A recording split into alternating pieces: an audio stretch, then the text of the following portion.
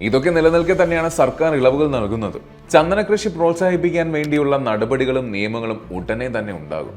ചന്ദന കൃഷിയുമായി ബന്ധപ്പെട്ട നയത്തിൽ മാറ്റത്തിനൊരുങ്ങി സർക്കാർ തന്നെ സൂചന നൽകിക്കൊണ്ടാണ് ധനമന്ത്രി KN ബാലഗോപാൽ ബജറ്റ് അവതരിപ്പിച്ചത്. ചന്ദന കൃഷിയുമായി ബന്ധപ്പെട്ട നിയമങ്ങളും ചട്ടങ്ങളും കാലാനുസൃതമായി മാറ്റുമെന്ന് അദ്ദേഹം ബജറ്റ് അവതരിപ്പിക്കുന്നതിനിടെ പറഞ്ഞു.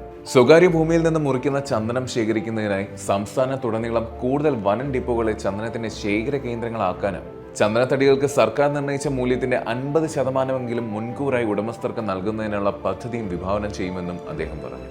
വാസ്തവത്തിൽ ഇതൊരു പുത്തൻ ഉണർവാണ് ചന്ദന കൃഷിക്ക് നൽകിയിരിക്കുന്നത്.